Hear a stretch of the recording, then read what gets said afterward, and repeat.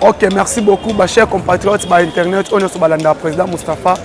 Le loza jeudi, tu es sur la masolo politique. Les Kanambo cannabis sur le plan national et sur le plan international. Tu as marambomi ça, tu as le bénaton walelo. Réconciliation katangès après tu as le béla sous problème na niveau ya ministère et la jeunesse. Na ozo le Canada niveau conseil spécial chef de l'État en matière de jeunesse. On est à Chantal Molop. Tu as le béla un peu situation sécuritaire à voler ya mbo cannabis. Tu es plus loin. Tu es sur la première point nabiso. Qu'est-ce qui se passe au niveau Grand Katanga? Les Grands Katanga, il n'y a pas un conflit entre eux.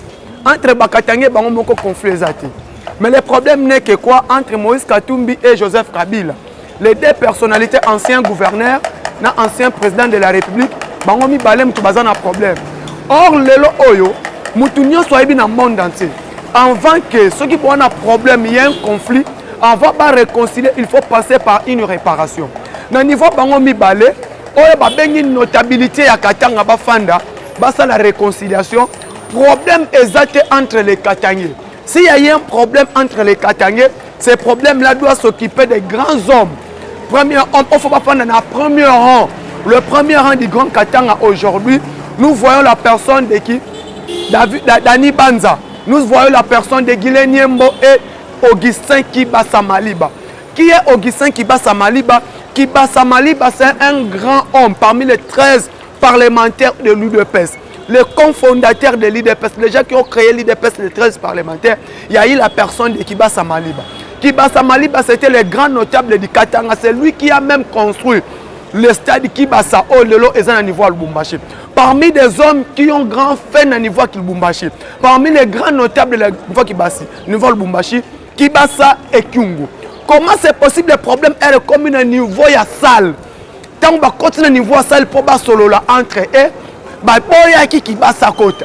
Parce que qui basa na salle à côté à quitter. Il y a eu des hommes au bapona qui ba côté bas solo la bango moko. Même le Serge Konde qui est un grand Katangais na salle à côté à quitter.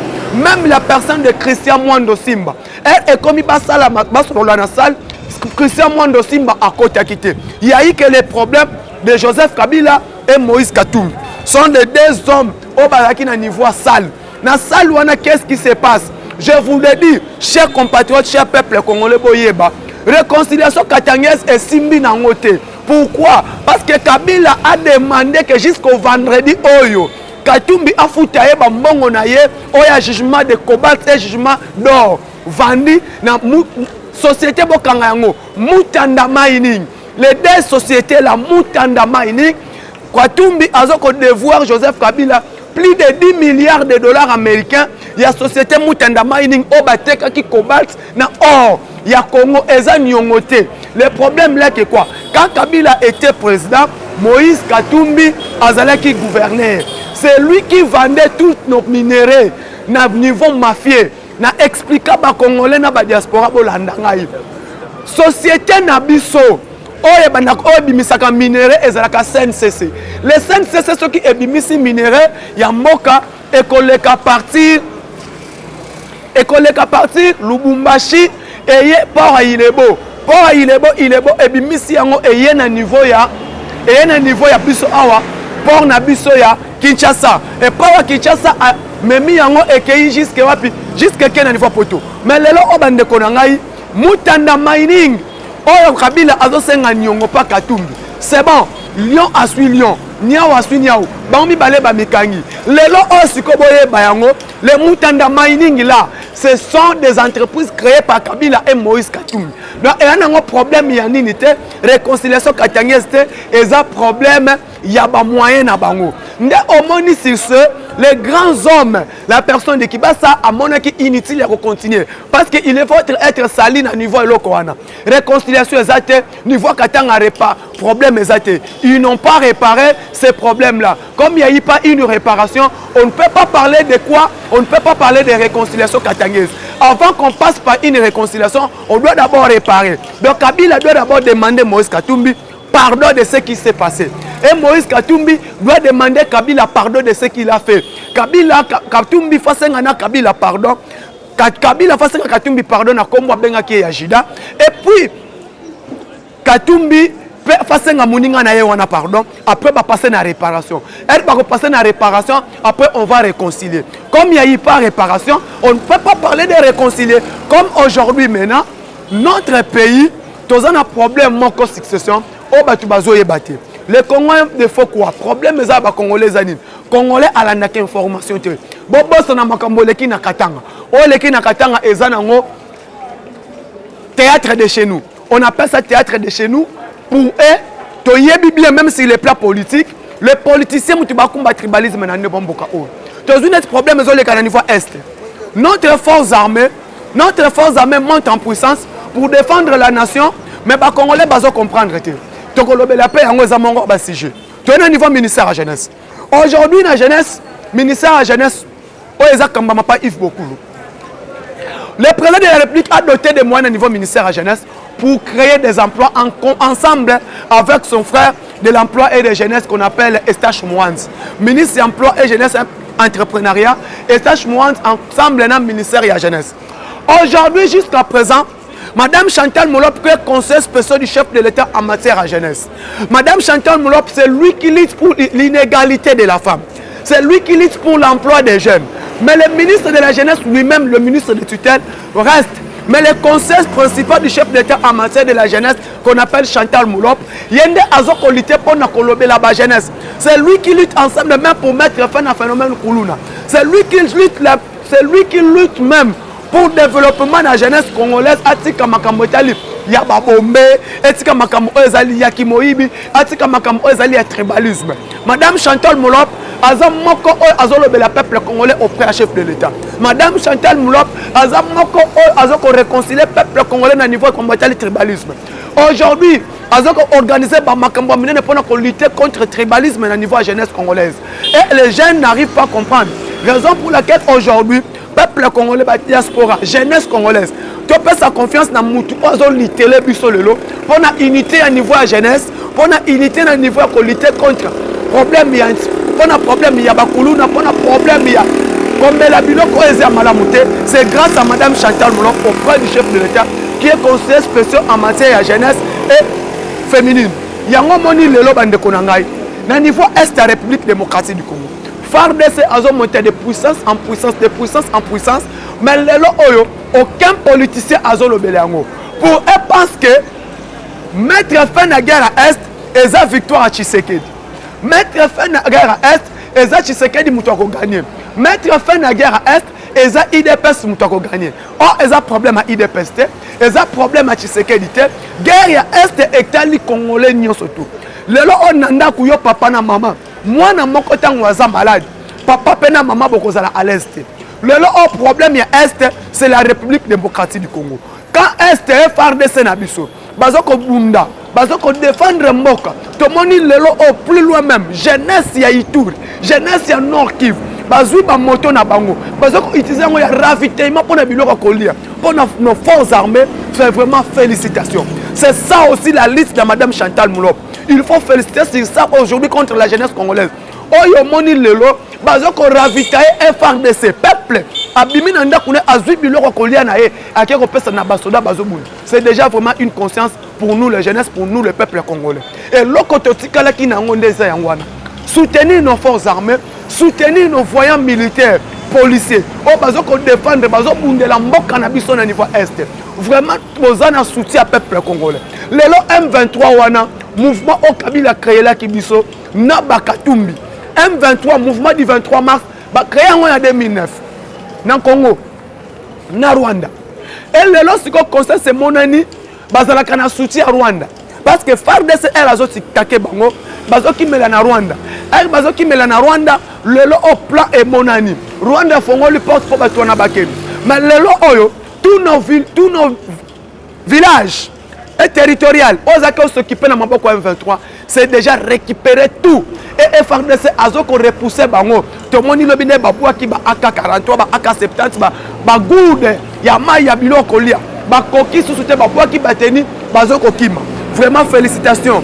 Les deux gouverneurs militaires, Constant Dimana, Léo Kachama, Tozo Bozana soutien peuple congolais. Nos gouverneurs militaires, Constant Ndima na niveau Nord Kivu, na Léo Kacha na niveau Ituri, bozana soutien peuple congolais. Vraiment jeunesse, peuple Kata, peuple gomayen, les habitants à Goma, les habitants Nord Kivu, les habitants Ituri, les habitants Sud Kivu. Mobilisons-nous, mobilisez-vous dans l'ensemble pour soutenir nos militaires, soutenir le commandant suprême des forces armées, soutenir le numéro 1, il y a forces armées, le chef d'état-major général, l'inspecteur général à forces armées, le général, tous les officiers militaires. Donc nous sommes derrière vous pour combattre ces ennemis. Et ces ennemis-là, les ADF Nalou, les M23, les Maïmaï, les Katakatanga, tout consort là, beaucoup de la sous na place parce que tous vos plans voient l'échec. Les Anini, Kabila Bomaki armé, Tolobaka Yango, quand un infiltré arrive au pouvoir, Abomaka armé, Abomaka éducation. Le lobotel a une éducation et Koufaki. Botel a une armée Nabisu et Koufaki, Botel a une éducation et Koufaki. Bana Banakotanga Malamute, armée Yakopola, la police Yakopola. Tout ceci c'est quoi? C'est qui? C'est l'infiltré qu'on appelle Joseph Kabila, Bangwanande Babomaki Mbokao. Nde Omoni Lelo, nous sommes mobilisés maintenant aujourd'hui pour mettre fin avec la guerre de l'Est. Nous sommes mobilisés aujourd'hui pour mettre fin avec cette aventure de guerre de l'Est. M23, tu n'as pas de place au Congo. Vraiment, peuple gomayen, peuple iturien, félicitations, surtout les motards. Nous soutenir les forces armées. Nous sommes derrière vous. Soutenir le chef de l'État, soutenir le commandant suprême des forces armées, soutenir la police nationale. Nous sommes derrière vous pour mettre face à cette aventure. Il y a un niveau de EPST. Le niveau de EPST, mes frères compatriotes, peuple congolais, Alingeti et Tony Mwaba Bazana Rankinité, et l'autre Liboso. Alingeti, inspecteur général des finances, et Tony Mwaba, ils n'ont pas un problème. Parce que les dossiers de paiement de 70 500 NI, et le gars qui est le conseil des ministres. Le conseil des ministres a validé. Et il a respecté que le ministre des Finances a décaissé Mbongwana pour payer les enseignants. Maintenant, Alingeti voulait passer par contrôle. Tous ans plus loin. L'inspecteur général des finances a ligné sur Salam Moussalano Malam. Aux ans soutien peuple congolais. Elle le sait aussi Tony Mwaba à Salam Moussalano Malam qui a confiance du chef. Pourquoi? Pour garantir la gratuité de l'enseignement. Pour que la gratuité de l'enseignement est un pilier clé à président de la République. Quand vous bloquez la gratuité de l'enseignement, comme si vous bloquez le chef de l'État. Raison pour laquelle tu le biboé. Le niveau est pesté. Contrôle les Salemaki. Tony, monsieur le ministre. Mais c'est l'inspecteur général des finances au nom de Gilles Alinguet. Avec un contrôle au niveau, il y a EPST. Il a fait son contrôle à Moni, il n'y a eu aucun fictif au niveau EPST. Tu as dit qu'on a vu ça. Tu as contrôlé l'examen l'année passée. Tu as fait Foutamate. Foutamate, tu as contrôlé. Surveillant, il y a un affaire. Test national de fin d'études primaires n'ont pas été payés. Pourquoi Tony, monsieur Alinguet, voulait que les paiements puissent passer par la voie bancaire? On a niveau Malembankoul, na niveau ba village Nakat, il n'y a eu pas de banque. Ba fouta maka par Maboko Bank. Ba fouta maka ba monsieur même réseau il y a Orange Money, Vodacom, M-Pesa et Zate. L'argent doit être pour qu'il puisse être payé par des mains. Maintenant, si le lobe a zoomé, qui a bloqué le système, c'est Gilles Alinguet. Donc hier Koyo, na niveau même il y a Maïndom. Il y a eu des enseignants même. Ba fouta maka na passe ba katsa par boîte, tout le monde n'est pas tout bakoufa. Qu'est-ce qui bloque? C'est Gilles Alinguet. Maintenant, aujourd'hui, les examens d'État se préparent. Les gens doivent être payés. Alinguet, vous êtes en train de bloquer. Là, Toboyi, si vous avez un problème entre Tony Mwaba et Alinguet, Botika enseignant, Botika contrôle Oesalemaki, le président a déjà dit Bafouta Batouana. Les gens là doivent être payés. Bafouta Bangos, les gens sont mécanisés. Les NI, Bafouta. Quand vous bloquez, c'est que vous êtes d'accord, grève. Qui vont souffrir, ce n'est pas vous, c'est nous les parents. Parce que gratuité est la priorité. Laissez nos enfants étudier calmement. Laissez les enseignants puissent être payés calmement. Parce que c'est la vision du chef de l'État. C'est la gratuité de l'enseignement. Cette gratuité-là est cause de la torpillité. S'il vous plaît, M. Gilles Alinguet, s'il vous plaît, l'inspecteur général des finances, laissons-nous. Laissons la gratuité et ça la valablement. Raison pour laquelle tu as le babou. Tu défendre la gratuité de l'enseignement, on ne sait pas pour piétiner. Parce que gratuité de l'enseignement, c'est notre pilier majeur. Gratuité de l'enseignement, la paix à l'Est sont des piliers majeurs. Il y a pouvoir à chef de l'État. La lutte contre la corruption. Il n'y a eu pas de détournement au sein du ministère de l'EPST, s'il vous plaît. Détournement exact. Il y a 70 500 enseignants au bazar contrôlé. Il faut pas la payer dans le mois d'avril. Mais c'est juste aligné, laisser Batouana Bafoutama. Parce que le contrôle est salé manqué. Et l'équipe a conseil des ministres. Conseil des ministres a approuvé. Et puis le ministre des Finances a aligné pour paiement. Il y a NI, il y a NP. Merci beaucoup. Chers compatriotes, chers diaspora, toza awa to soutenir Batunyo so bazana visuel chef de l'État. Visuel chef de l'État est Zali. Na baye o bazana soutien na biso. Totangi belo. Mike Kitenge Yesu. Qui est Mike Kitenge Yesu? Mike Kitenge Yesu, c'est le fils biologique de Kitenge Yesu. Mike Kitenge Yesu, c'est l'un des conseillers à la présidence de la République. Le lot automoni dynamique Kitenge Yesu pour accompagner le chef de l'État. Dynamique Kitenge Yesu pour soutenir la cohésion nationale, la réconciliation au sein du pays.